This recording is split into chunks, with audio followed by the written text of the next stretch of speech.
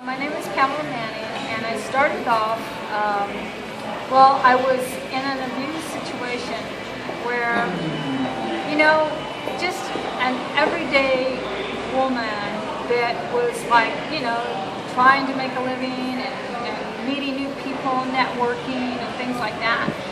And I always was the girl that always took the chances of things, And one of the things that I, wanted to, tell other women was that, sometimes you got to be really careful about red flags, because if you don't see red flags, then you say, oh, I can deal with it. Sometimes you can get yourself in a bad situation. Mm-hmm. And with me, I got myself in a bad situation by not listening to red flags.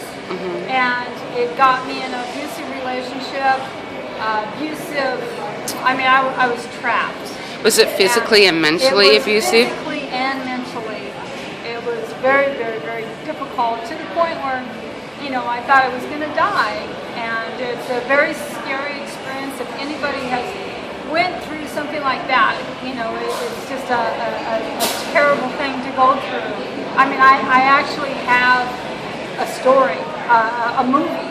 That whole thing would be just a great movie. But, I'm like going, to tell my point of view, this can happen to anybody. It's not only just happening to me, it can happen to anybody. And when I hooked up with Safe Passage, I had known Trish before then. I met her years ago. And I found out that she was doing something with domestic violence, and somehow I found out. I kind of hooked back up with her. And when I found out about it, I gave her a call, and right away she knew that I was dealing with a lot of emotional things, because he destroyed me. He tore me down mentally, physically, destroyed me, tore me down, where I was left. I was always the girl that was always helping other people. I was always the one that was inspiring and doing a lot for people. And he destroyed all of that. Well, Safe Passage, they rebuilt that for me. Can I ask you a question real quickly? How much courage, given that your self-esteem and everything was completely destroyed, how much courage did it take you to pick up that phone and call Safe Passages? That was very, very difficult, especially because when you're in an abusive relationship, what happens is you get embarrassed. You get embarrassed about your friends. You don't want anybody to know about what you're going through. And that's what keeps a lot of women from talking. And so what I always like to do is, now with all of my friends, is give them the red, hey, learn to know the red flags. Learn to not get yourself in situations ahead of time. Learn to think. Because if you're a single woman out there, or even men, get themselves in trouble, choosing sometimes women can abuse men just as much. But, just know the red flags and everything. And Safe Passage was such a great, I can't say enough for this group. So basically, as soon as you took that first step, your life sort of started to change for the better, evidently. Immediately. The women are great.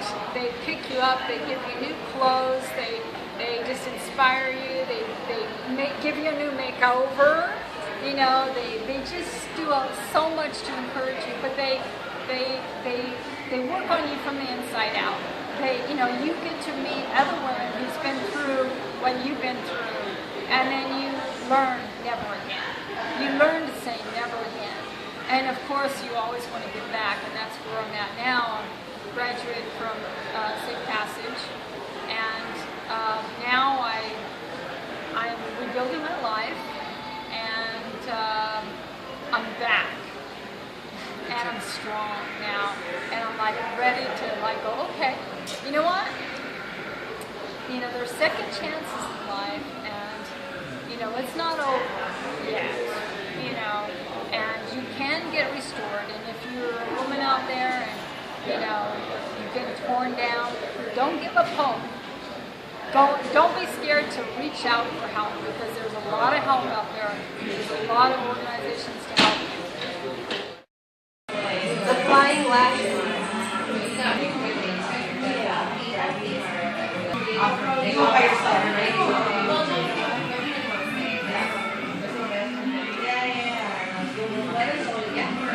Oh, this looks so pretty on her.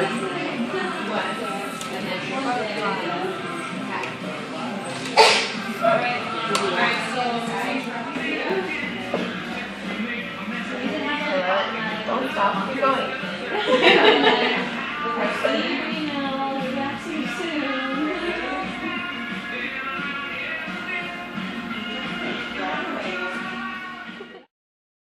Welcome to another Makeover with Meaning. The beautiful woman sitting next to me, her name Pam. Her name is Pam. We can edit that one, can't we? Okay, so Pam came in this morning with, look, her hair is beautiful. She's got fine hair. She's got a lot of it. It's sort of grown out and didn't really have anything happening, right, Pam? Yeah. Yeah. And it was mostly one length in the front, just hanging there, and it really wasn't as, look, the sex appeal had gone from that. So my vision today was to create some essence of sex appeal, and she's also a bit of a rock and roller. So I wanted to do something with the color also, besides the cut, that really enhanced who she is, and tried to bring that out. Yeah. And I think we achieved that today. The cut was a fairly basic approach to the hair. You know, obviously she didn't want to lose a bunch of length, so I cleaned up the line on the bottom. I gave it my own line. All the work really happened in the front here, because this was mostly one length, okay? And we really opened up Pam's face and features and stuff like that, and she's such a beautiful woman. And it was all being hidden. It was really being hidden by, so the cut, and then I did some nice long layers on her, okay? And just to give her some, a little oomph in the middle, a little pizzazz, some panache.